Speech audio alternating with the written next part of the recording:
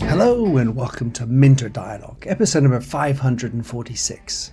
My name is Minter Dial, and I'm your host for this podcast, a very proud member of the Evergreen Podcast Network. For more information or to check out other shows on the network, please go and visit their site, evergreenpodcast.com. So this week's interview is legitimately a roller coaster. It's with Dan Egan. Dan is the world-renowned skier and pioneer of extreme sports, and specifically extreme skiing. He is known for skiing the most remote regions of the world, and has been named one of the most influential skiers of our time. He's been a central feature, along with his brother, in a number of amazing Warren Miller films, including Born to Ski, Vertical Reality, and Future Retro. Dan's also the author of the book 30 Years in a White Haze, Dan Egan's story of worldwide adventure and the evolution of extreme skiing. In this conversation with Dan, we discuss his upbringing, some of his feats and experiences, including how he spent 38 hours without food and water, trapped 17,000 feet high in Russia, how he balances adventure, risk, and safety, the nature of flow, the battle of freestyle to gain legitimacy, and a whole lot more. You'll find all the show notes, as usual, on minterdial.com, and if you have a moment, go and drop in a rating and review. And don't forget to subscribe to catch all the future episodes. Now for the show. Dan Egan, well, I am privileged to have you on my show. I got to meet you thanks to our mutual friend, Simon Kelton. So I got to hear your story live in one of the quirkier spots in London. And you have had quite the life. I also am lucky enough to have a signed copy of your book, 30 Years in a White Haze. Dan, at this point in your life, how would you say, or how would you describe who is Dan Egan? Yeah, it's a good question. As I think you can understand, you look back, and I'm lucky, man. I've lived multiple lifetimes in multiple different situations, mainly around the things that my parents taught me before I was 10 years old, to ski, to sail, to kick a football, soccer ball. I've been lucky to be able to sort out a living pursuing those passions. And of course, there is no sort of book or roadmap for how to do that. It's a high wire act, actually. And so when I look back, and if I describe myself, I'm just a guy who's good at a lot of things, and I'm lucky enough to love a lot of things. Well, yeah, it's somewhat similar to me. I tend to say I've done a lot of things, but I'm not great at any of them. You, on the other hand, sir, are a master of what you do. And the expression of a cat with 9 lives seems to seem appropriate. How do you describe, what do you think about that? Yeah, I think that, all of us are born for a certain time, destiny, fate. I believe in that. And surviving the things that have survived mountain storms at altitude, avalanches, cornice breaking, sailboat journeys through storms. It's never been my time. I've always felt like secure in those situations that I was going to make it through it somehow, even when it looked, darkest. And so I feel that sort of thing. And I love it. I think it's about people. It's about the people you journey with, the people you trust, the people you get to know during those adventures. To what extent would you say it's the people you know who allowed the destiny to be that truth? Yeah, of course. There's all different types of messengers that you bump into along the way. And I think that, when you talk about persevering, you just can't persevere when things are good, right? The whole idea of perseverance is when things are hard. And what I've found with a lot of projects, whether it's been traveling to the Arctic or when we were going behind the Eastern Bloc when it first opened up, you know, going to altitude. At some point, it looked like the trip would be doomed and not work. A sponsor would pull out, or something would happen. And usually at that point, I thought, wow, you know what? This is going to be okay. Because at that moment, when it was at the dark, I'm like, well, it can only go up. It can only get better. And typically it did.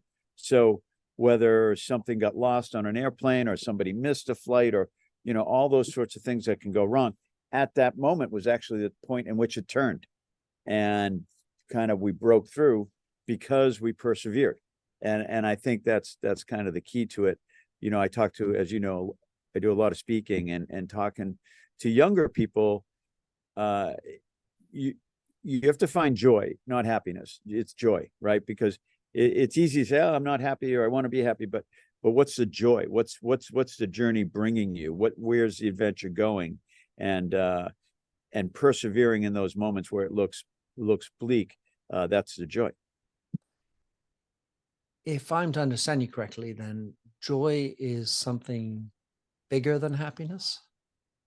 For sure. You know, knowing what your joy is, you know, and what it's anchored in. Happiness is fleeting, of course. You know, happiness, particularly if you tied material things, or people, expectations, it's going to let you down. You have to anchor your joy in something greater. It's been a mission statement of mine since a very, very long time, that to attach myself to people and things that are bigger than me. That's always been the goal. It can't just be me. I need to anchor to something that's bigger than me, that's going to bring some sort of transformation, some sort of expansion, something bigger. As a professional skier, that was either a sponsor or a filmmaker, right, who had an audience. That allowed me to expand.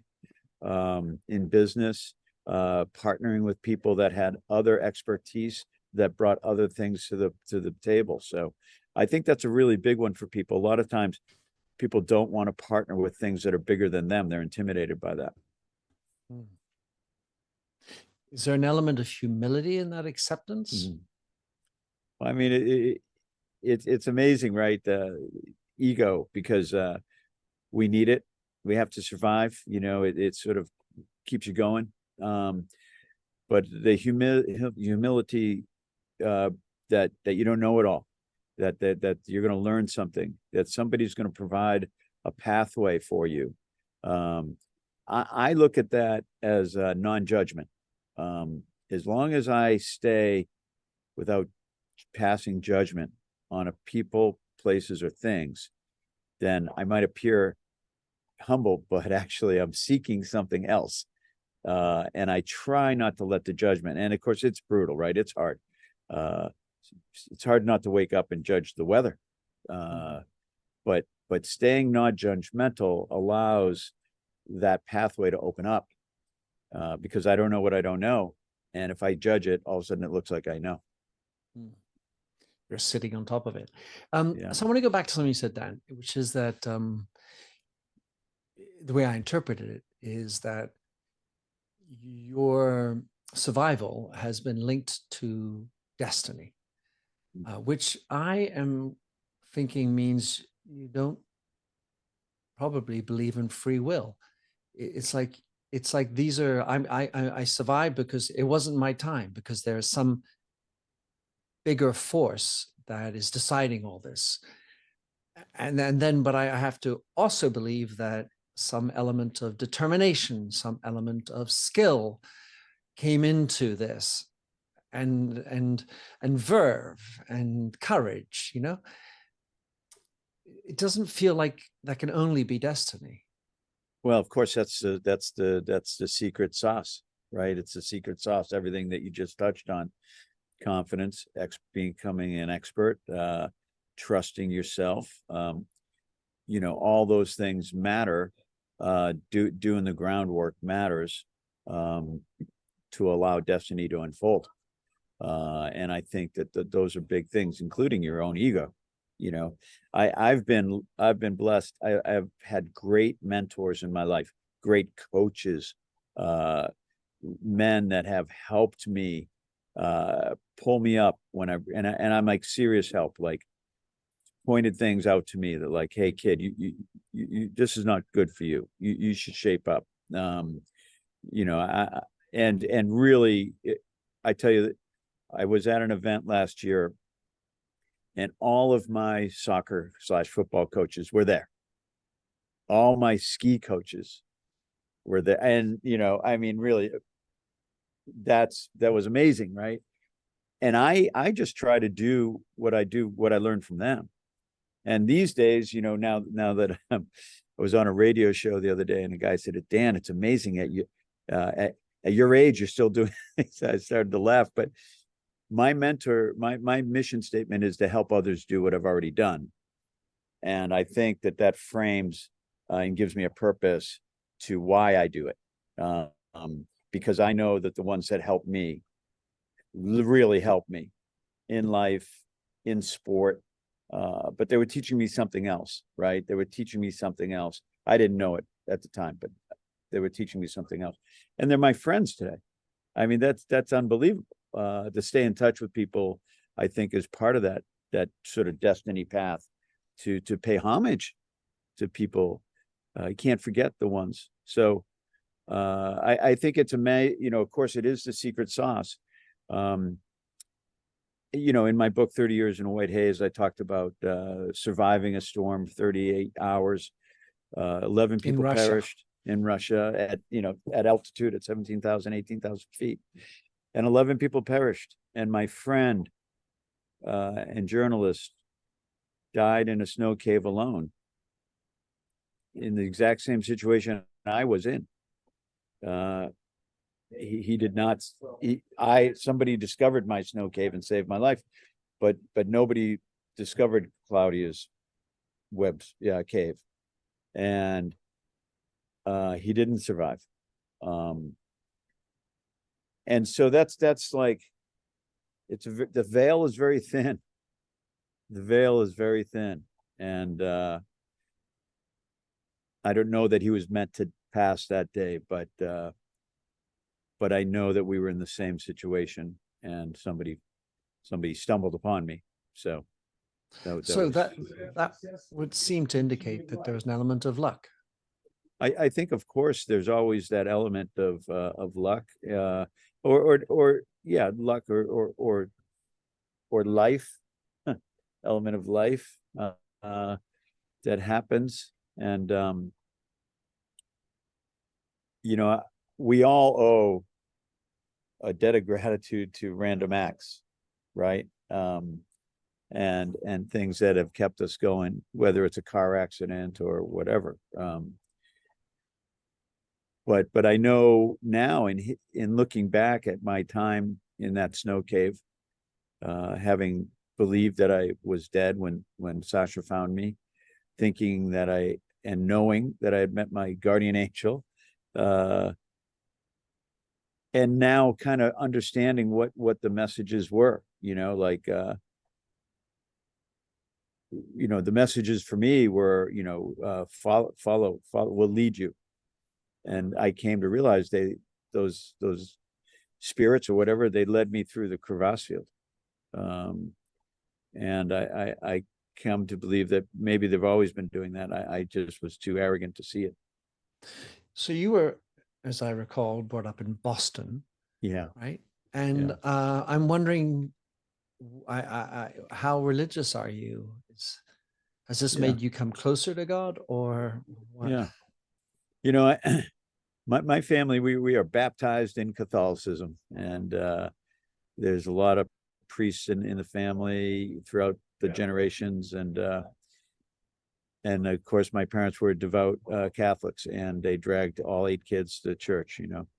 But to me, as a kid, you don't appreciate that, or you don't know why you're there. You're just thinking about the jelly donut that's coming afterwards. Lucky you. And after, and like all kids, I went off on my own search. But after Russia, I went back to the church. My dad had gone. My dad, it was a physician, and he led pilgrimages to Lourdes, France. And as a very young boy, he would bring me on these pilgrimages, and I would have total care of cerebral palsy children that I had to feed, change their diapers, live with them 24/7, and care for these kids. And I was a young teenager when I did my first trip. And, there I learned so much about life and fragility of life. And I learned to be grateful, and I learned to communicate with kids that were nonverbal, and change their diapers and feed them, and become friends with them. And I got to see them have hope. I got to see them have joy. I got to see them respond to the holy water at Lourdes, to walk into the grotto at Lourdes. That left a huge impression on me. And so,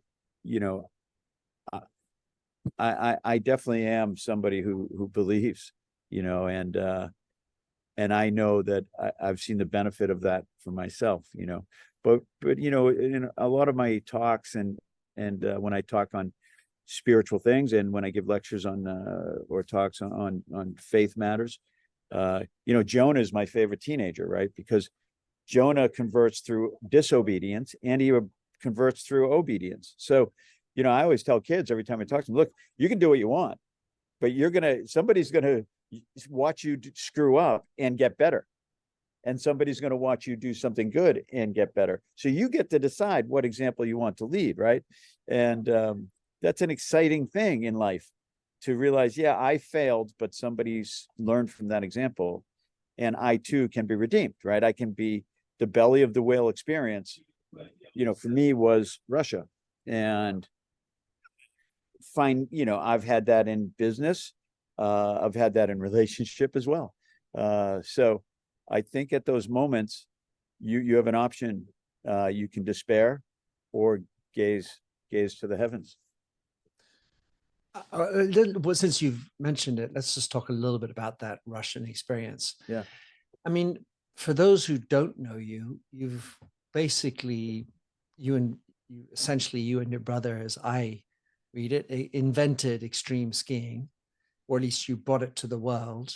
You, in this capacity, you went to do the most documentable, wildly outrageous things on skis, which included jumping off walls as opposed to just precipices. And yet it seems like somehow the crowning experience in some ways seems to be the deepest pit of falling in this crevasse and spending 38 hours by yourself before getting found by someone you, I suppose, in the end of the day, believed was a KGB agent. Yeah. Exactly. So spending 38 hours by yourself, I've spoken to a few people who've survived outrageous things, but you're alone. There's no companionship. There's no light there through that. How do you, what do you bring out of that? And when you're talking to somebody who is in maybe not a cave, but in a dark place, what lessons or what light can you shine for them? Well, the hero's journey is one of self-discovery. The hero's journey, we all have to slay our dragon, right? I mean, that's the rite of passage. That's been in every civilization.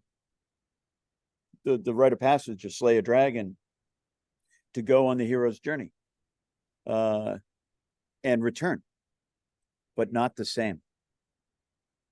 That's the key, right? Is to return not the same. A new perspective, a new paradigm, a new belief.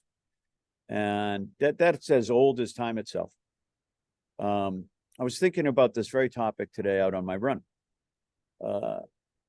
I don't listen to music when I ski. I don't listen to music when I run. I want to be alone. I want to see where my brain goes. I want to do battle. Can I persevere? I do that when I swim. Can I make the next lap?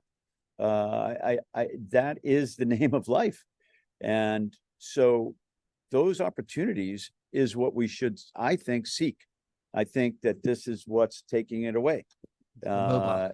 Yeah, and the mobile and technology. So, we're never alone. We're never without noise. We're never without something. But what happens when we travel within? And I know for me, in that situation in the snow cave, I was alone with myself, and I had been before. Now, maybe not for 38 hours, but at sea, sailing, on endurance runs. I've been pushed and tested before. Those voices, those situations, coaches saying, finish what you started. My mom saying, be home for dinner.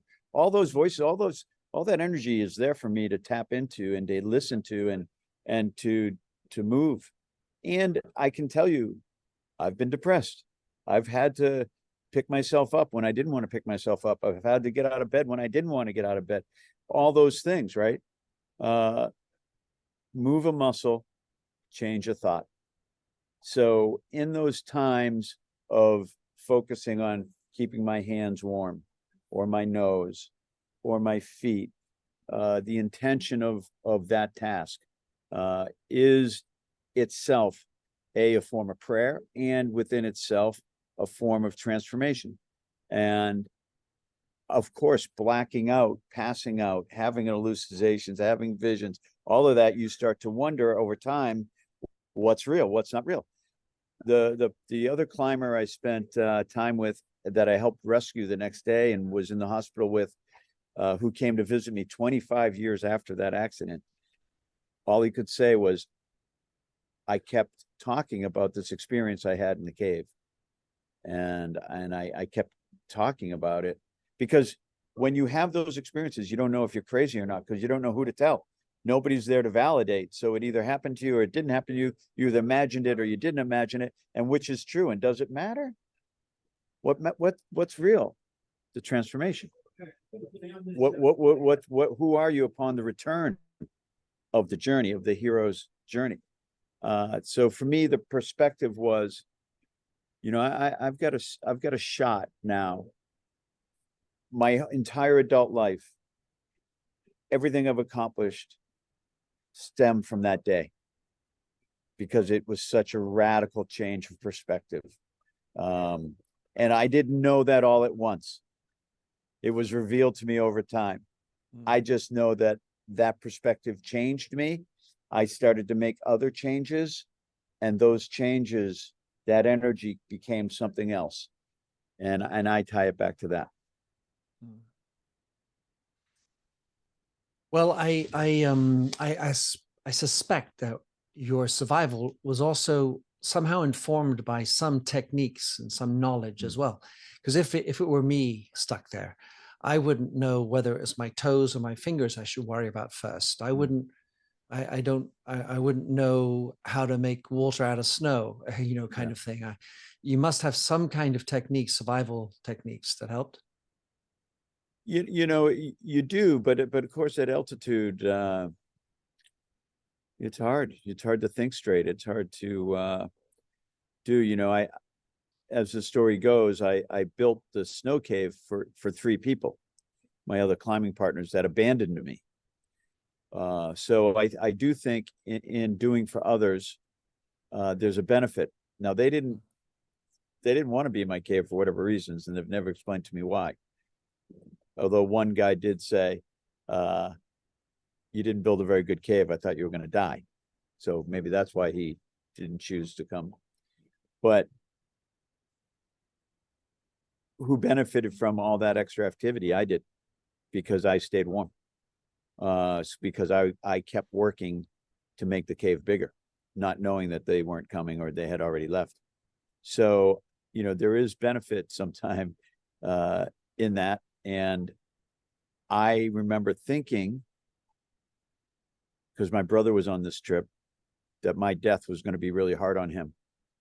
And I came to understand in those moments, in those hours in the cave, that death is a human thing, that I was going to be okay. I felt secure. I felt warm. I felt looked after. And you weren't scared of death. I wasn't scared. And I've said this and I've written it about it a lot. I was actually happy. And I was okay. To use your word, a place of joy. I was at a place of joy. I was content. And I had that real clear vision, was like, wow, my brother's going to have to go home alone. That's going to be hard for him.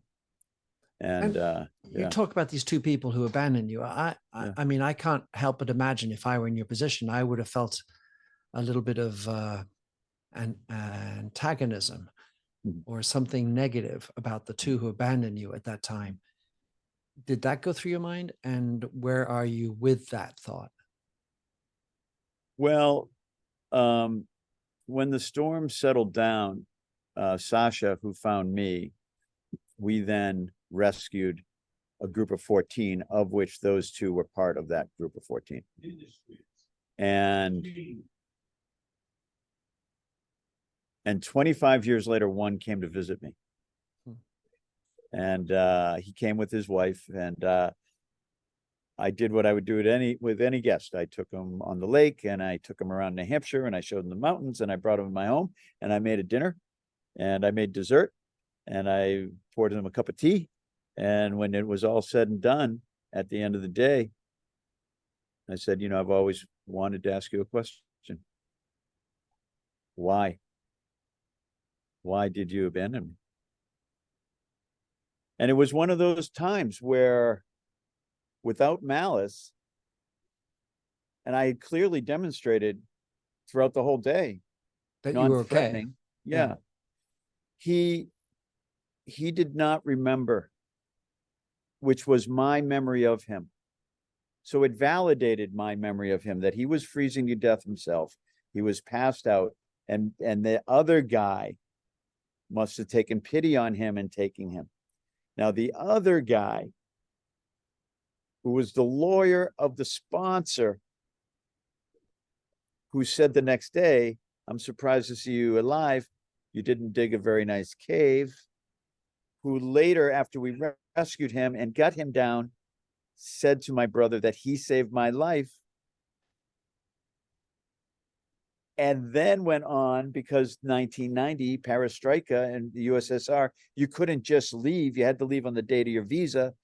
After we got the medical clearance to get the visa changed, he talked his way onto the medical flight to Europe, back to Paris, and then showed up the next day with his child to say, and to point to me and the other, these are the boys who I saved their lives. I have to tell you, I broke a Coke bottle and mugged him for his money and kicked him the hell out of that room. That was arrogance for him. Okay. Well, and the stories in his mind, you wonder, and he's a lawyer. And he's a lawyer. So, was he protecting the company or whatever? And and of course, we never heard from him again. So, look, there, his loss. Yeah, I and on so many levels, when you were with, in London at my presentation or in other situations, I don't know, sometimes in life you don't need to go far for validation, right? You just look around and you see it. So that's it. For him, I don't know what his life's like. Yeah. Indeed. So I want to, Dan, thanks for sharing that. Skiing. Yeah. Thrilling activity. I certainly feel like I was a decent skier. I skied a month a year for basically 20 years. So I got myself knowing how to ski. And there's this idea of you as a youngster skiing. And I think of me as a youngster and the stupid stuff that I was doing and whoa, could have gone wrong kind of thing. Right. And then you go back out there and you sort of somehow a little bit invincible. And then there's this other thing, which is need for a bigger rush, do something bigger. This idea of adrenaline and you would have thought you could learn from your stupidity, but when you're younger, it just keeps on pushing you, and you go further, and then you want to do more and do bigger. I mean, is that sort of like a slippery slope, or and how do you curtail that, or is it just a nonstop need to always do more and better? And when does age kick in? Well, near what's it called? It's called near-death syndrome, Near-death which is experiences, near-death. NDE. Yeah, right. And what's the ages? 16 to 28, right? Typically. And there's like three, my memory of this is like there's three cures, right? Death, near death, and kids, right? Like there's a dose of reality that comes with that. I think that the adrenaline piece, look, I love it. That might look like a business deal today. That might look like a morning run with the sunrise, whatever it is. Like I'm still open to it. I still want it. You know, I still I want the endorphins. And it does make me actually more sane. It makes me easier to deal with if I do it. If I don't do it, I'm kind of a pain in the neck, you know. So there's that. And I think when you're young, the belief that you're invincible is why so many people do so many great things. And they conquer great things. You think of a musician, artists, Adventurous. and adventurous. They're there, right? And they're so young and they're going, and you're like, yeah, right, mate. Like professionals, footballers, they're all there, right? They don't know, and not knowing is the key. I always say the beauty of youth is not knowing, and good that you shouldn't know. Actually, you shouldn't know, because once you know, there's really no going back. Whether it's an injury, You can't unknow it. You can't unknow it. You felt it. It hurt.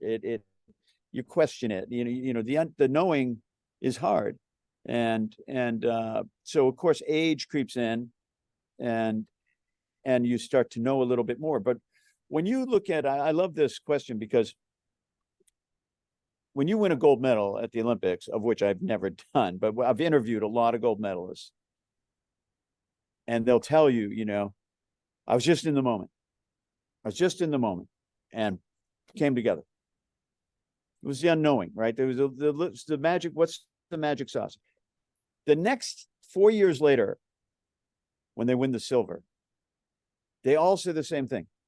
I trained harder this time. I was more prepared. Preparing doesn't equal winning. Preparing doesn't equal excellence. What was different? The different was the knowing that they might not win, knowing that they had something to lose. And it's why it's so incredible to repeat anything. And it really, your hat's off to anybody who's been able to do it, because they've been able to enter into that space where, whether it was the not knowing or the not caring, or I'm going to get it done, or the expertise and the non-judgment. I've spoken to athletes who have been in the starting gate of the Olympics, yelling at themselves, where are you? I need you back. I need you now. Because there's a separation between that youth that didn't know and didn't care and won, and the veteran who's been training hard. And so it's a very fragile thing. All things that are of value are fragile. And a lot of times it's either the coach or somebody that needed to justify their own belief system and ruined that sauce. You know, there was something about the technique that some expert wanted to change, which they never quite got right. Or my favorite one is, you know, Hannah Carney in Sochi didn't repeat her gold medal, mainly because the boys went first that day in the moguls and the girls went second. And the course was a little longer, the ruts were a little different. And she had one bobble, cost her the gold. It was one bobble. But in her analysis, it was, you know, that was just a touch off. And that's all it takes. Whether she knew that going in or what, I don't know. Well, so taking another sport where which I know well, is tennis. And Yeah. you win, let's say, a Wimbledon, and then you have accumulated the experience that it takes to push through and get over that mistake you made in the first game, wild backhand or whatever, and the winner mentality to win the the decisive points. How does that work in skiing? I mean, because the problem is with skiing is that every slope is going to be a different slope. Yeah. The flags are going to be put differently. The rut will be bigger or smaller. The moguls may be a little bit more compact or not. You come into it at 5 kilometers faster, and then that changes your trajectory. Then you have to invent as you go. I mean, of course, there's invention in every sport, but what about the knowledge that you know how to win? Champions. Tennis, any sport where there's a champion, there's a belief that they will win. And there's sometimes where that belief carries them through, and there's sometimes, of course, where they don't. But the span of the career tells the tale, right? I tell, and in some sports, Americans aren't great at this, by the way. We're one-hit wonders. Hey, we got it. I cash in, I'm out, or I didn't do it again, but get my sponsorships and my advertisements. Yeah. I see athletes from around the world in multiple sports persevering, and that's who they are. They are that track star. They are that sprinter. They are that swimmer, and that's who they are. And I tell a lot of athletes, go back and do it again. Like, go back and do it again. Don't be a one-hit wonder. Dominate. And we see that in tennis. We see the ones that have dominated, and then they're killers. They can be down, but they come back. They know when to hit. That's a whole nother level, right? And we see it in skiing too. We have, whether Michaela Schifrin or others are dominating, and really good at peak performance. I mean, you and I spoke briefly about this, but peak performance is a really special thing, right? You have to have a purpose. You have to have the will, the commitment, and the technique. Which comes first? And the peak performer kind of knows you need all four. Yeah, this idea what you talk about a fair amount in the book is the idea of getting into flow. Yeah.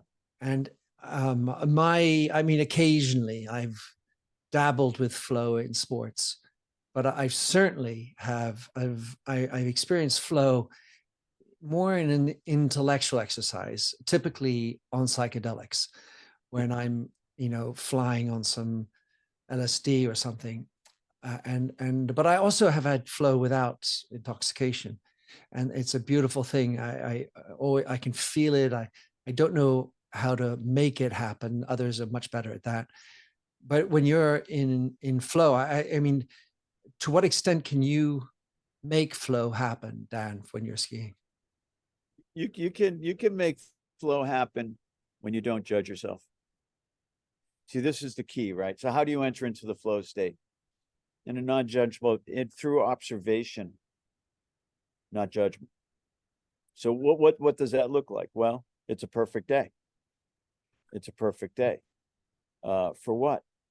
For finding my flow. It could be rain. It doesn't matter the weather, right? I'm not gonna judge that. So the flow state, when you see athletes enter into the flow state multiple times, champions, the best, they understand a couple of things. One, whatever happens, if they win, they're the best that day. They were the best that day. Most top athletes understand the moment was theirs. They may have a track record of repeating that moment, but they will break it down.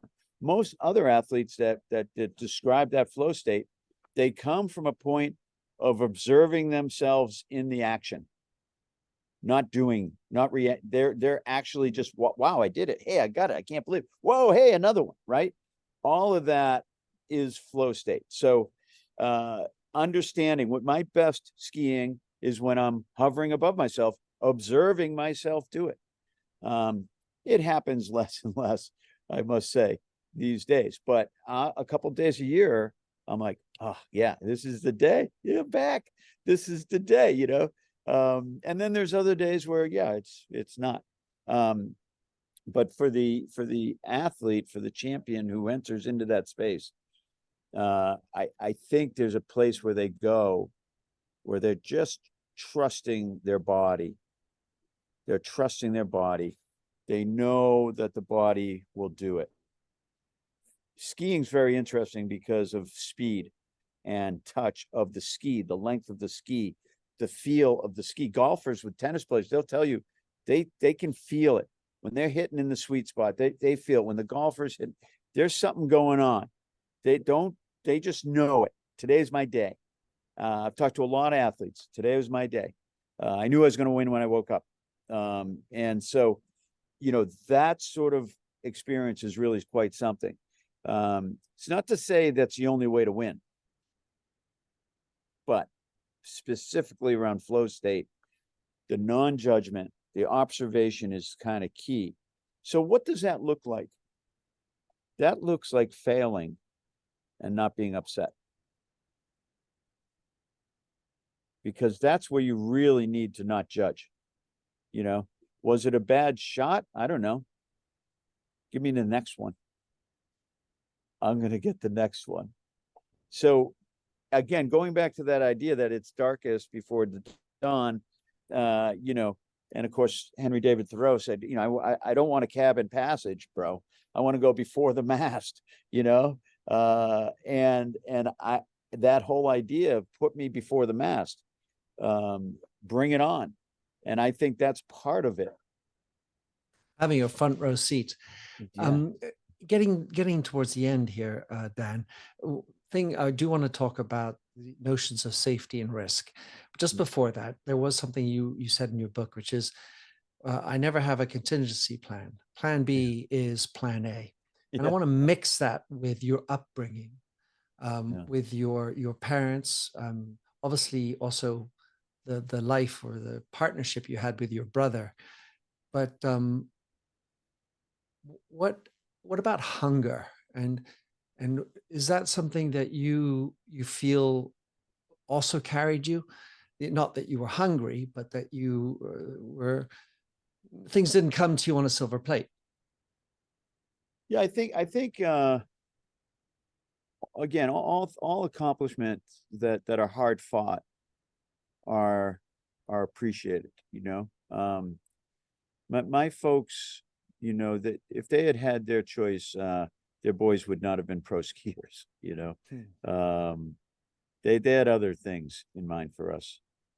But this, well, he was a doctor, so you imagine a lawyer. Yeah, you know, go, you know, but you know, my mom always said, you know, look, my mom charged me rent, so like there was no free living, you know.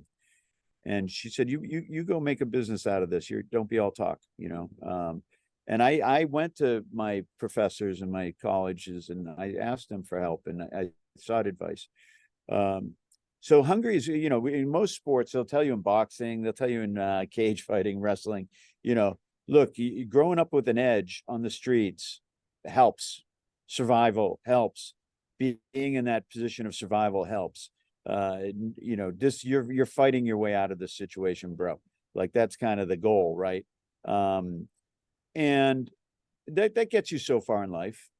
It can win you some matches, but it's not going to bring it home. There needs to be some refinement in that, right? So yeah, you got to be hungry. But this idea of life without a net, I mean, I talk about it a lot from a guiding point of view. In the tradition of alpinism in Europe and the European guides, they are their own rescue. They're their own rescue. So they're making all their decisions based on that. That is hungry. That is a hunger of survival for their clients and others. There's in Alaska where the heli skiing is and all this sort of thing. Those guys are relying on helis for rescues, not the guide. That's a different approach. That conversation I always have on my annual trips up there. I don't know that it really lands with them, but when I'm in the Alps, I am my own rescue. I recognize that. I have friends, I have radios. I know where the other groups are, but they're looking to me to take care of business. And I think that's the respect you need. What's a level of responsibility? Yeah. And I have a sneaking suspicion that the legal or the lawyer has a part in playing on having a safety net, because it seems, and that was the conversation you and I had, and I wanted to go back into that, this idea of Nice. of safety, because I don't know if you've ever read The Coddling of the American Mind by Jonathan Haidt, or who coined the term safetyism, and the notion that not only are we trying to write small print to protect our asses on every little thing from a litigious standpoint, but we are making 5-year-olds go out on a tricycle with a helmet. We worry about a kid scraping his or her knee, or don't go into the street because it's dangerous. Don't talk to strangers because they're dangerous. It feels like we're coddling so much, and of course there's responsibility, there's sensibility, being sensible about it.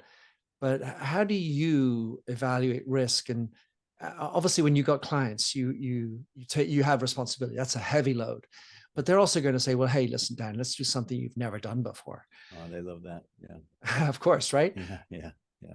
These days we see a lot of accidents in the Alps from expert guides with long-term clients. So what's going on there? What's going on there is there's a lot more accessibility, and the long-term guides with long-term clients are stepping out a little bit more to deliver to that untracked piece of snow, right? We one feel more, one bigger, one bigger. There's an obligation that sort of like, well, they paid me and I'll go take a look, right? And that's a real thing. And the hardest people to guide are family and friends. I mean, those are the toughest ones. Oh, come on, mate, that sort of thing. And that's very hard. When you see technology being marketed, it's isolating. Somebody's on a beach with a computer that has connection. Well, that's not my idea of being on the beach, quite honestly. But that's how technology is being sold. So we're raising generations now of kids that feel that connectability is responsibility. The connecting is safety. They checked in with mommy before they bought a whatever, they don't know. You talked about free will. Forget about free will. They don't have the power to make decisions for themselves. So that's really crazy. What we know in America is that obesity and video games are on the polar end of the polar opposites, right? The more extreme sports are doing double backflips, the more kids are doing it on computers. But both is doing the same thing.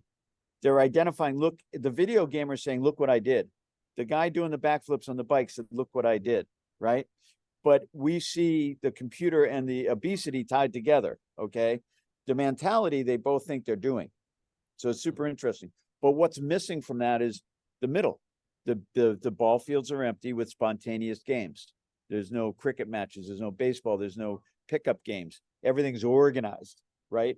So the middle kind of fell out in this struggle. And I've got a project with all this in mind. And I think it's super important. So, what we spoke about in London that night was, how do you provide an authentic hero's journey for a generation that doesn't know it exists, or for parents that think it's too risky for their kids to become self-actualized? That's the real issue. They don't want their kids to be self-actualized. I say, look, parents come to me all the time. Johnny got in trouble. I say, thank God, right? Thank goodness. Because if you don't have a big confliction, you're not going to have a strong conviction. And the conflict of, do you love me? Will you love me if I screw up? Will you stick with me, mommy and daddy, if I'm a screw up? Will pay dividends because in the end, there's going to be a very convicted kid that might know that I'm anchored in love. There is this notion, I was talking to a neuroscientist a couple of days ago about the need to embody the emotion and the experience. And if the experience is virtual, you're not accumulating a tapestry of resilience to deal with the next big piece of shit when, not if, it happens. And one of the things, of course, is amazing about skiing is freedom. It is one of the things that skiing truly makes you feel like you have. And every turn you make, you have the freedom of to cut here, to take this line here, and there's sort of agency in this moment, and you feel the air whizzing by you, maybe with a helmet, maybe not, but this freedom of agency. And when it's all sort of prescribed how you have to do things, this lack of freedom, I'm not going to say lack of free will, but sort of overprotectionism.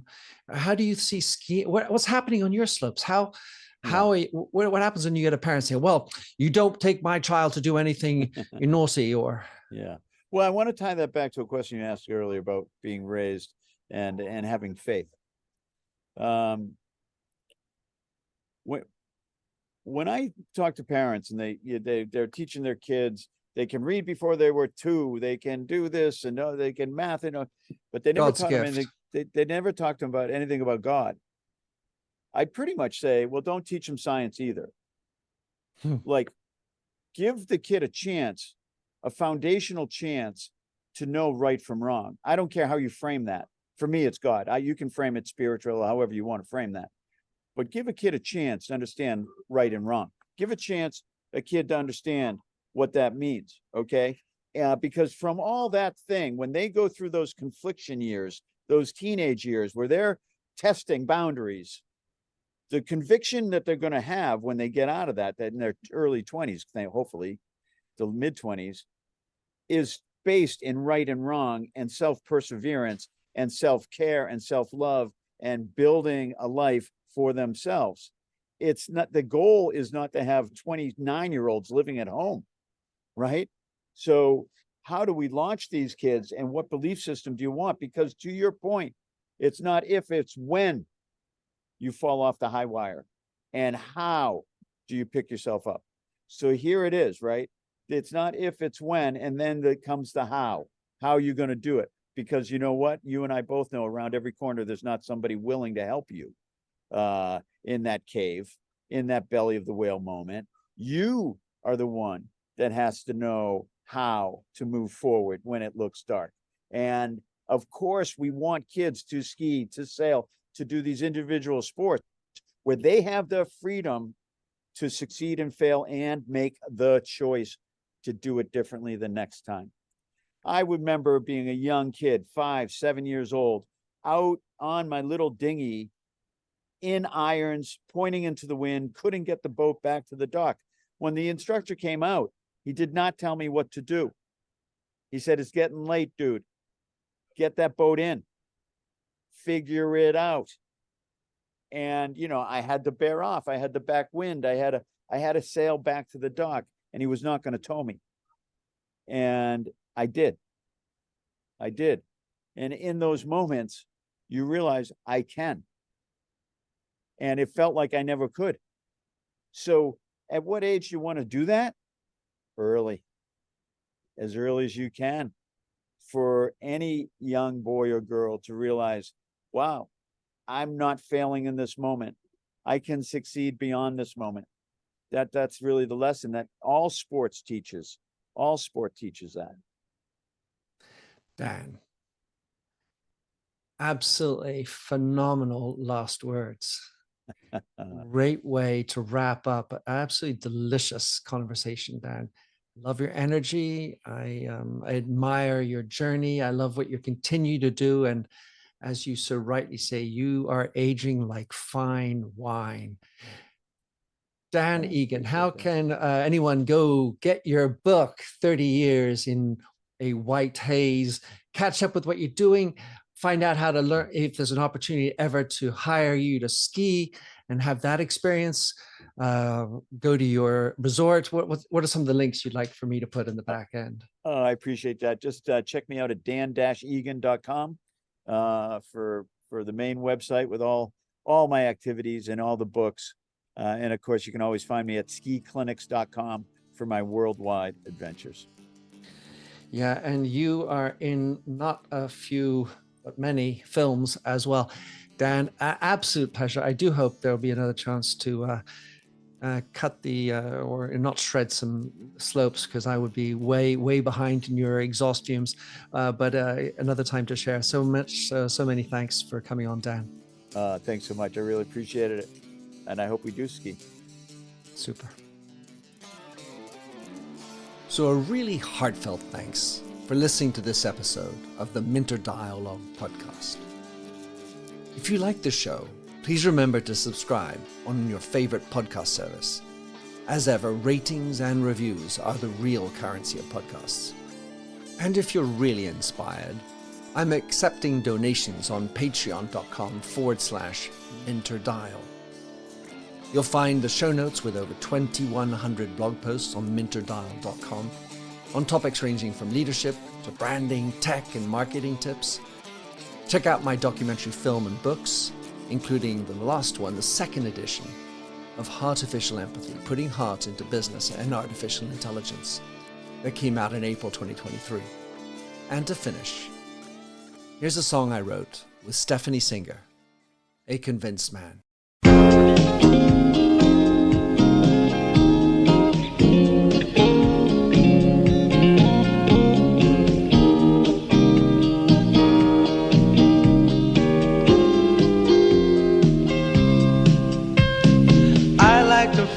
A stranger tucked around me, precipitating the danger. To feel free, trust is the reason. Still I won't toe the line.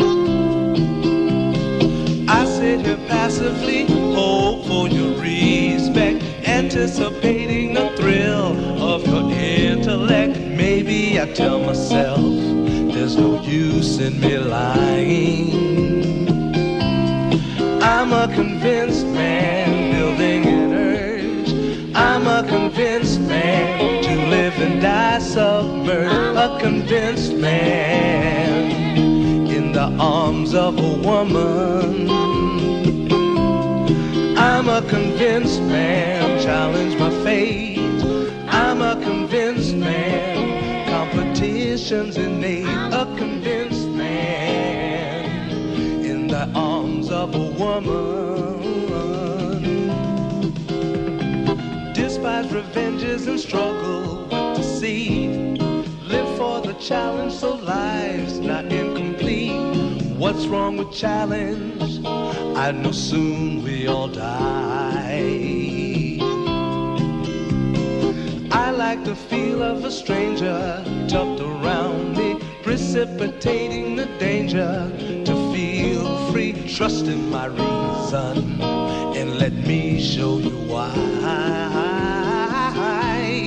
I'm a convinced man, practicing my lines. I'm a convinced man, here in these confines. A convinced man, in the arms of a woman.